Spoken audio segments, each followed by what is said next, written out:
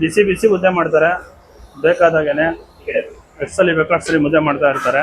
ಬಿಸಿ ಬಿಸಿದು ಊಟ ಎಲ್ಲ ಜೋಡಿಸ್ತಾ ಇದ್ದಾರೆ. ಮುದ್ದೆ ಊಟನೂ ಚಪಾತಿ ಊಟನೂ ಎಲ್ಲ ಎರಡೂ ಇರುತ್ತೆ. ಎಲ್ಲ ಪ್ಲೇಟಲ್ಲೆಲ್ಲ ಹಾಕ್ಬಿಟ್ಟಿದ್ದಾರೆ. ಹಪ್ಪಳ, ಮಜ್ಜಿಗೆ, ಸಾಂಬಾರು, ರಸಮ್, ಮುದ್ದೆ ಊಟ ಬೇಕಾದ್ರೆ ಮುದ್ದೆ ಇಡ್ತಾರೆ, ಮತ್ತು ಚಪಾತಿ ಬೇಕಾದ್ರೆ ಚಪಾತಿ ಊಟ ಇಡ್ತಾರೆ. ದಾವಣಗೆರೆಯಿಂದ ಬೆಂಗಳೂರಿಗೆ ಸುಮಾರು 30 ವರ್ಷಗಳ ಹಿಂದೆ ಬರ್ತಾರೆ ವ್ಯಕ್ತಿ. ಬಂದುಬಿಟ್ಟು ಇಲ್ಲಿ ಜೀವನ ಅವರು ಕಂಡ್ಕೊಬೇಕು, ಇಲ್ಲಿ ದುಡಿಮೆ ಮಾಡಬೇಕು ಅಂತ ಬರ್ತಾರೆ. ಅವರಿಗೆ ಹೋಟೆಲ್ ಮಾಡಬೇಕು ಅನ್ನೋ ಆಸೆ ಇರುತ್ತೆ. ಅಂದರೆ ಹೋಟೆಲ್ ಅಂದರೆ ಮನೆ ಊಟದ ಥರ ಮೆಸ್ಸು ಹೋಟೆಲ್ ಮಾಡಬೇಕು ಅನ್ನೋದು ಅವ್ರಿಗೆ ಆಸೆ ಇರುತ್ತೆ. ಆಗ ಹೋಟೆಲ್ನ ಪ್ರಾರಂಭ ಮಾಡ್ಬೇಕಾದ್ರೆ ಅವರು ಒಬ್ಬ ಜ್ಯೋತಿಷಿ ಅವ್ರನ್ನ ಕಾಂಟ್ಯಾಕ್ಟ್ ಮಾಡ್ತಾರೆ. ಜ್ಯೋತಿಷಿ ಅವ್ರನ್ನ ಕಾಂಟ್ಯಾಕ್ಟ್ ಮಾಡಿಬಿಟ್ಟು ನಾನು ಈ ರೀತಿಯಾಗಿ ಮೆಸ್ ಓಪನ್ ಮಾಡ್ತಾ ಇದ್ದೀನಿ, ಮನೆ ಊಟ, ಅದಕ್ಕೊಂದು ಹೆಸರಿಡಬೇಕು ಅಂತ ಹೇಳ್ತಾರೆ. ಇವರು ಪಕ್ಕ ವೀರಶೈವ ಲಿಂಗಾಯತರಾಗಿರ್ತಾರೆ. ಅವರು ವೀರಶೈವ ಲಿಂಗಾಯತರಿಗೆ ಹೊಂದಾಣಿಕೆ ಆಗುವಂಥ ಹೆಸರನ್ನು ಜ್ಯೋತಿಷಿಗಳ ಹತ್ರ ಕೇಳ್ತಾರೆ.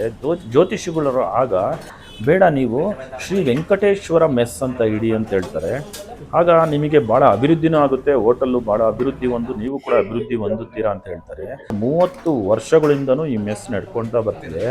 Shri Venkateshwara mess Dasarahalli, Agrahara, Magadi main road, Veera ಎಸ್ಟೇಟಿಂದ ಮುಂದೆ ಬರುತ್ತೆ. ಮಧ್ಯಾಹ್ನ ಮತ್ತು ರಾತ್ರಿ ಊಟ ಇರುತ್ತೆ, ಮನೆ ಊಟ ಇರುತ್ತೆ. ಫುಲ್ ವಿಡಿಯೋ ನನ್ನ ಯೂಟ್ಯೂಬ್ ಚಾನಲ್ ಕುಮಾರ್ ಮತ್ತಿಕೆರೆಯಲ್ಲಿದೆ. ಫುಲ್ ಡೀಟೇಲಾಗಿ ಇನ್ಫಾರ್ಮೇಷನ್ ಇದೆ. ಇಷ್ಟ ಆದರೆ ವಿಡಿಯೋ ನೋಡಿ.